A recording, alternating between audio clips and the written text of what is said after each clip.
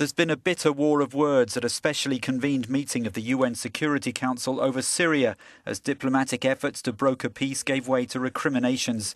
Russia, it was suggested several times, may have committed war crimes, especially over last week's bombing of an aid convoy near Aleppo.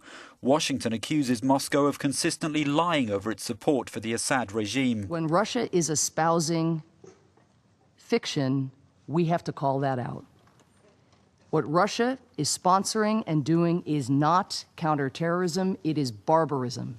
Russia denies attacking the aid convoy, blaming rebels or a US drone. Its ambassador said rebel groups were responsible for the collapse of this month's ceasefire and bringing peace was now an impossible task. Vitaly Chukin blamed hundreds of armed groups and the US for failing to rein them in.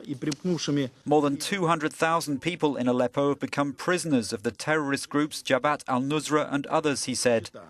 They're trying to use women and children as human shields. Airstrikes are used only against the militants' positions and with laser-guided bombs.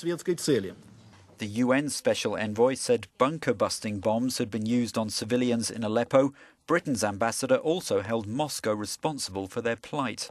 They are now facing an unprecedented, unrelenting onslaught of cruelty. And it is increasingly clear that it is an onslaught beyond the capabilities of the Syrian Air Force alone. In short, it is difficult to deny that Russia is partnering with the Syrian regime to carry out war crimes.